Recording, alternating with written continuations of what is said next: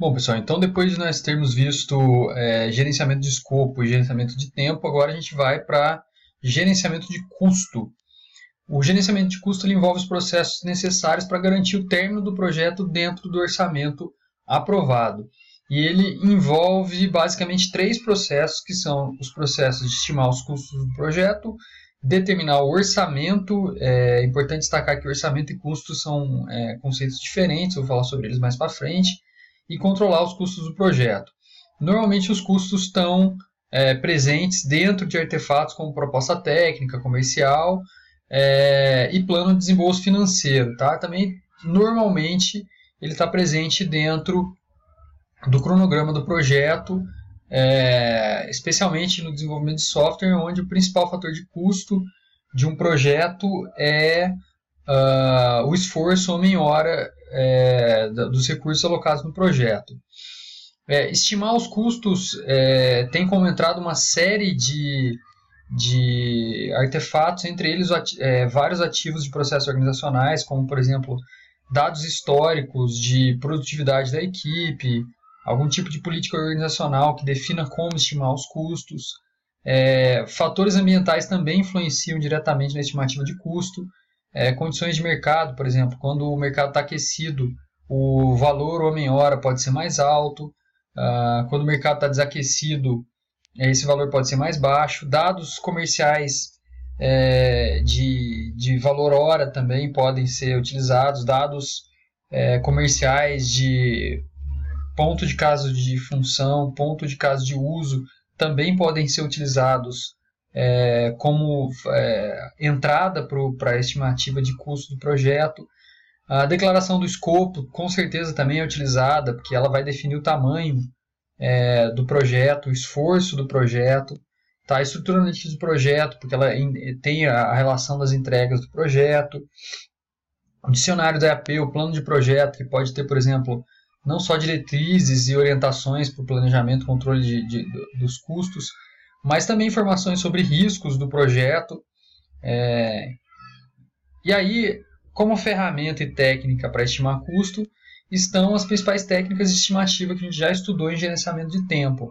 A estimativa análoga, ou top-down, por exemplo, que utiliza custos reais de projetos anteriores similares como base para a estimativa do custo do projeto corrente. Ela normalmente é utilizada nas fases iniciais do projeto, quando você tem menos informação a respeito do escopo. Elas são menos dispendiosas, mas também são menos precisas. É importante destacar esses dois fatos. Como vantagem dessa técnica estimativa, tá? A rapidez, a necessidade de que o fato de que as tarefas não necessitam ser identificadas, ela é mais fácil para estimar e fornece apenas uma ordem de grandeza do custo do projeto. Ela não deve ser utilizada como uma verdade absoluta a respeito do custo do projeto. Entre as desvantagens está o fato de que ela é menos precisa, é considerada a técnica menos precisa, né? As estimativas são preparadas sem um conhecimento total do escopo do projeto, então ela requer boa experiência para fazer isso bem feito, e é difícil de obter mais benefícios da gerência superior, da gerência sênior, com base só numa estimativa análoga, ok? E é extremamente difícil ser feita com projetos incertos, tá?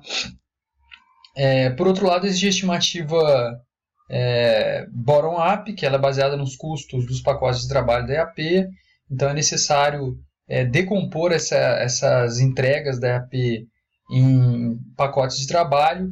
Isso exige aí, a criação de uma estrutura analítica de projetos mais detalhada, a decomposição das entregas, né?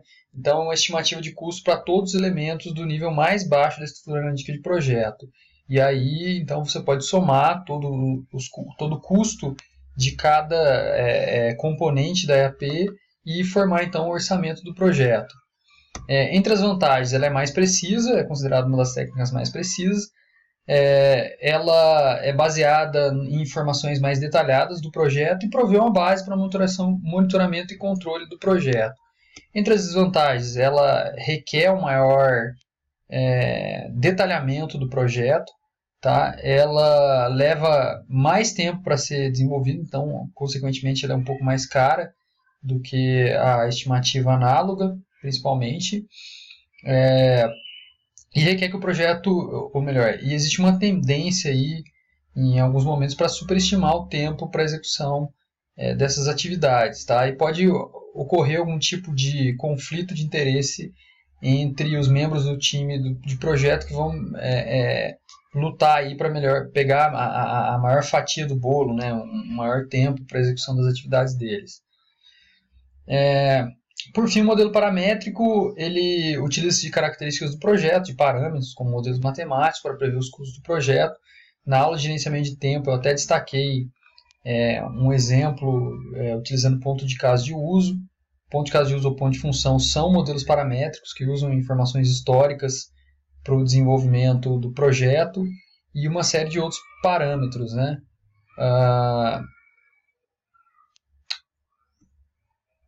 O modelo paramétrico ele é considerado uma estimativa confiável, tá? Especialmente quando as informações utilizadas para desenvolver o modelo são precisas, quando os parâmetros utilizados no modelo são facilmente quantificáveis, tá? E quando o modelo é escalável, ou seja, funciona para um pequeno e para um grande projeto.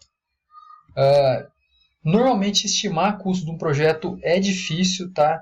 Em função da utilização de maneira inadequada das técnicas de estimativa de tamanho de projetos, porque normalmente os profissionais têm pouca experiência estimando, porque possivelmente pode haver solicitações de mudança do escopo do projeto e essas mudanças podem não ser documentadas corretamente. Existe a necessidade de superação de problemas técnicos, de dificuldades técnicas, de incertezas, tudo bem? Fatores ambientais podem impactar, pressão política interna da empresa para que os custos sejam mais baixos. Então, normalmente, existe uma equipe de venda que quer um custo mais baixo para poder vender o projeto, e existe a equipe técnica que quer colocar um custo ou um prazo mais alto, um esforço mais alto para que eles tenham tempo para desenvolver o projeto. Então, esses são alguns dos fatores que tornam a estimativa de custo mais difícil. O PMI ele sugere que existam 3 níveis diferentes de precisão de estimativas. O primeiro nível de estimativa é uma ordem de grandeza, né, que é utilizada no início do projeto, e aí sugere-se que não haja uma variação de maior que menos 25% até mais 75%. Então isso aqui é só para ter uma noção do custo do projeto. Para obter a aprovação do projeto, sugere que você já tenha uma estimativa do orçamento que não apresente, que a expectativa seja de não apresentar uma variação maior que menos 10% a mais 25%, e tendo em vista que os dados do projeto já foram detalhados e você já tem condições de decompor a sua estrutura analítica de projetos em pacotes de trabalho, a estimativa definitiva, a expectativa é que ela não varie mais, não tenha uma variação maior do que menos 5% a mais 10%. A minha experiência diz que esse tipo de precisão, especificamente em projetos de software, não é muito realista, tá? É raro encontrar uma empresa que apresente estimativas de custo que tem uma variação tão pequena, tá? Então, é bem provável que projetos de software, especialmente empresas que têm pouca maturidade, que ainda não têm um processo de software muito bem definido, a variação seja maior até do que 25%. Tá? Empresas que não têm processo, então, é bem maior. Eu já presenciei casos, e não poucos casos, de empresas que a primeira vez que elas medem o que elas estimaram, a variação ultrapassa às vezes 200%. Empresas pouco maduras, tá, pessoal? O segundo processo de determinar o orçamento, ele consiste na distribuição do orçamento do projeto ao longo do tempo, de forma a medir e monitorar os custos do projeto. Isso é desenvolvido somando-se os custos estimados acumulados por período, e o resultado disso é um gráfico conhecido como curva S. Tá? Então, essa aqui é a curva S. Aqui nós temos dois eixos, num eixo nós temos o tempo e no outro os valores acumulados, e ela é considerada uma curva S porque em algum momento do projeto, nesse momento provavelmente, vai ter execução do projeto, então poderia ter aqui prospecção, análise, planejamento, aqui a execução, onde existe um acúmulo mais intenso de custo, onde requer um gasto maior na execução do projeto, ok? Nós vamos estudar nos próximos vídeos uma técnica chamada análise de valor agregado, e aí nós vamos detalhar um pouco mais essa linha base de custo, vamos trabalhar a parte de projeção de custo, e aí nós vamos trabalhar em cima dessa linha base de custo, ok? Aqui nós temos um exemplo de curva S com custo planejado, custo projetado e custo real, tá?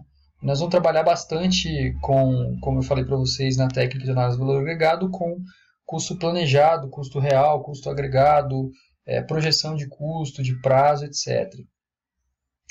Por fim, nós vamos para o processo de controle de custos. Inclusive, a técnica de análise de valor agregado está dentro desse contexto aqui, mas eu vou tratá-la numa outra apresentação. O controle de custos inclui as funções de monitorar o custo para detectar variações no plano, para saber se a estimativa está correta ou não, se o erro foi aumento de scope, se foi indefinição do scope, etc. Assegurar que todas as mudanças estejam registradas com precisão na linha base de custo, tá? Prevenir mudanças não autorizadas ou incorretas de serem incluídas na baseline de custo e, por fim, informar os stakeholders das mudanças autorizadas. Normalmente, uma das principais saídas desse controle de custo é um relatório de progresso do projeto.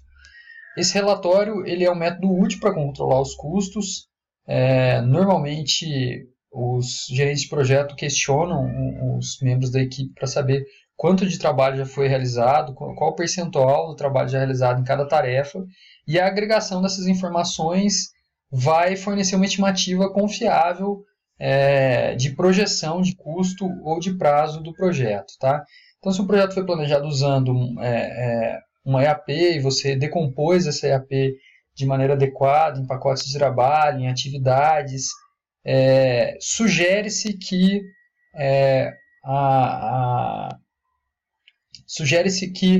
o acompanhamento das atividades seja feito utilizando alguma regra. Então, esse slide aqui ele mostra algumas regras para a execução do projeto, para reporte das atividades, tá? Então, uma regra, essa aqui é conhecida como regra 50-50.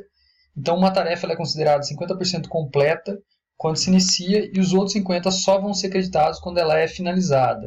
Então, não existe algo intermediário, 20%, 30%. Então, ou é 50% ou é 100%. Tá? Então, existe outra regra que atribui 20% quando a tarefa é iniciada e 100% quando ela é finalizada. Eu acho que para evitar problemas do tipo você reportar para o cliente que você tem 20% executado hoje, na semana que vem você ter 18%, né? A sensação que dá é que você regrediu ao invés de progredir, eu sugiro que vocês utilizem essa regra aqui. Uma tarefa não recebe nenhum crédito, 0% executada, enquanto ela não for completada. E aí o interessante é que vocês tentem não ultrapassar 80 horas para uma tarefa. Inclusive, eu acho que 40 horas é um tamanho grande para uma atividade. O ideal é que você trabalhe com atividades especialmente vocês estão começando, entre 4 e 8, 12 horas, entendeu? A granularidade está adequada entre 4 e 12 horas, tá? Pode ser maior, mas pode ser menor, também pode ser menor, mas não ultrapasse muito esse limite, tá? Tarefas muito grandes você perde a precisão, tarefas muito pequenas você vai gastar muito tempo para acompanhar a execução do projeto. Então, algumas lições aprendidas a respeito de gerência de custos. Procure fazer estimativas paramétricas ou bottom-up, elas são as mais precisas, tá? Fiquem atentos a incertezas do projeto, então esteja preparado para pensar em contingência, lidar com ela e relate o mais cedo possível o custo real versus o custo estimado para o cliente, tá? Não surpreenda ele no final. Então a gente fica por aqui, até mais, um abraço.